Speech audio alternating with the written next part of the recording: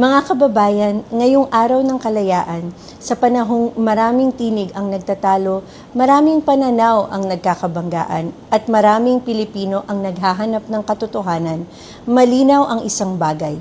Ang ating katapatan ay dapat manatili sa bayan at sa sambayanang Pilipino. Araw-araw, ipinagtatanggol po natin ang ating kalayaan sa pamamagitan ng katotohanan, pananagutan, malasakit sa kapwa at katapatan sa bayan.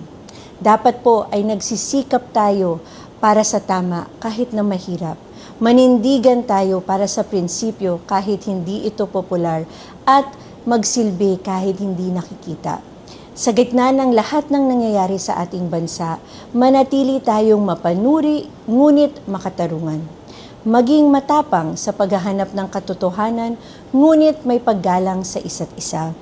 Maging matatag sa ating mga paninindigan, ngunit bukas sa pakikinig, sapagkat ang isang malayang bansa ay hindi lamang binubuo ng mga taong malayang magsalita, kundi ng mga mamamayang handang makinig, umunawa, at magtulungan para sa ikabubuti ng mas marami.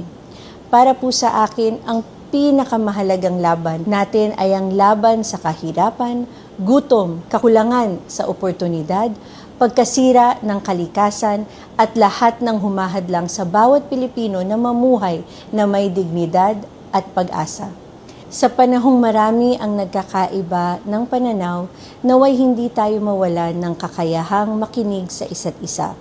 Sa kabila ng mga pagsubok at pagkakaiba, manatili sana tayong matatag. Patuloy nating ipagtanggol ang ating mga institusyon, ang ating demokrasiya at ang ating kalayaan. Huwag nating hayaang manaig ang galit at kasakiman kaysa pagmamahal sa bayan o ang pagkakahati kaysa sa pagkakaisa. Ngayong araw ng kalayaan, sama-sama po nating ipagdasal o ipagdalangin ang Pilipinas. Naway gabayan tayo ng Diyos sa paghahanap ng katotohanan, sa paggawa ng tama, at sa pagbuo ng isang bansang mas makatarungan, mas matatag, at nagkakaisa. Huwag na huwag po nating sayangin ang mga pinaglaban ng ating mga bayani at ang patuloy na ipinaglalaban ng ating mga kababayan araw-araw. Yan po ay ang karapatan ng bawat Pilipino at ang kalayaan ng bawat Pilipino, hindi lamang yung iba.